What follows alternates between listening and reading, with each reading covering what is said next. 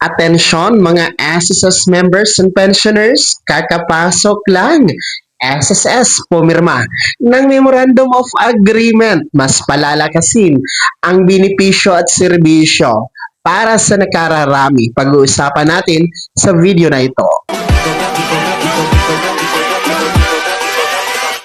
Hold up.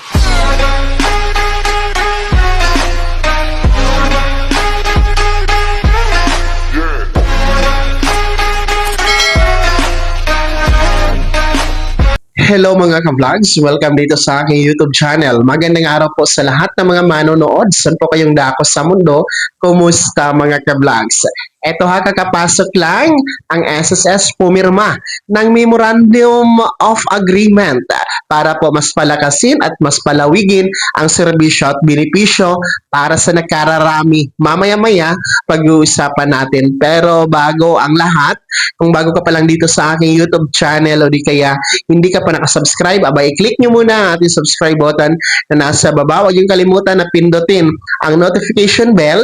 Ilagay nyo po sa all para naman updated ka sa lahat ng mga videos na aking i-upload.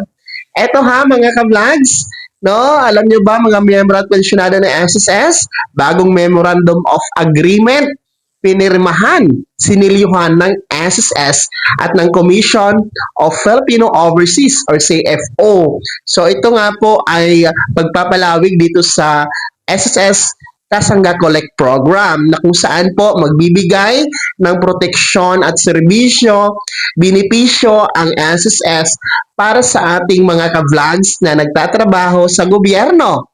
No? Yung hindi po sakop sa proteksyon ng GSIS.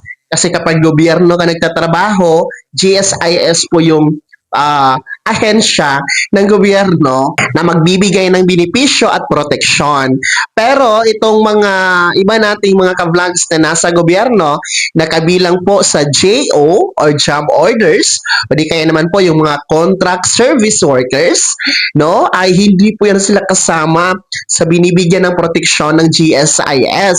Kaya yun po yung tinitingnan ni SSS na sa pamamagitan nitong SSS Kasangga Collect Program ay aampunin kumbaga, kukunin ni SSS ang mga nasa gobyerno ng mga empleyado na kabilang sa job order or JO o yung contract service na maging miyembro sa SSS.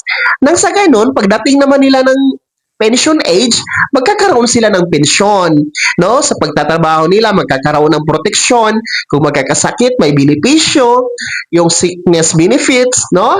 Yung ating mga SSS salary loans, benefits ng calamity loan, restructured educational loan, emergency loan ay ma-enjoy din po nila, makiklaim nila yan, no? Maa-avail nila kumbaga. Once na magiging miyembro sila sa SSS.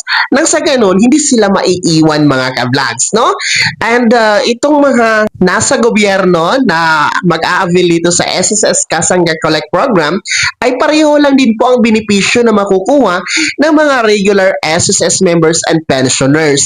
So yun po yung kagandahan dito sa SSS Collect Kasangga Program, no, sapagkat nagbibigay po siya ng oportunidad na maging pantay-pantay ang benepisyo at proteksyon na makukuha ng lahat ng magiging miyembro nito.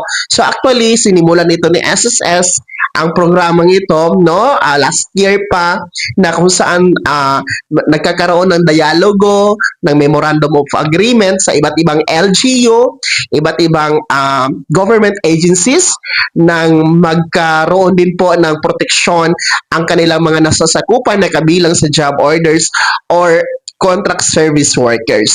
So sa ngayon, pinakaletas itong Memorandum of Agreement na sinilyuhan at pinirmahan ng SSS at ng Commission of Filipino Overseas.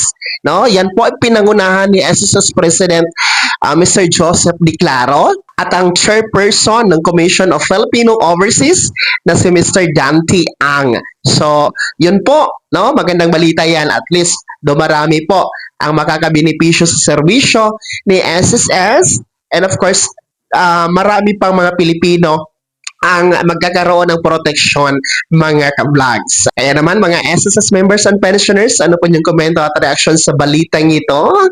No, ibahagi niyo po sa comment section na nasa baba. Pakilakip ng buong pangalan at kung taga saan kayo. Bago ko magtapos sa video na to, kung gusto niyo po sumuporta sa aking YouTube channel, maaari niyo po i-click ang ating super thanks button na nasa baba. Sa mga gusto maging miyembro, pwede po i-click yung ating join button. Maraming perks dyan, mga ka-vlogs. Be my member now. Sana yung naging gabay ang video na to kita paano na pag-uusapan natin ang mga mahahalagang bagay-bagay na may kinalaman sa pagiging miyembro, benepisyaryo, at pensyonado sa SSS. Kung hindi ka pa nakasubscribe dito sa aking YouTube channel, maaari nyo nang i-click ang ating subscribe button na nasa baba. Huwag nyo kalimutan na pindutin ang notification bell. Ilagay nyo po sa all para naman updated ka sa lahat ng mga videos na aking i-upload. Maaari nyo rin i-like ang video na to at kung meron ka pang mga katanungan, maaari nyo i-komento sa comment section na nasa baba. Paki-follow na din po ang aking official Facebook page na nasa screen nyo. Muli po, ako si Daniel Timpawan na nagsasabing dito sa aking YouTube channel, Pawang Katotohanan at lahat totoo lamang.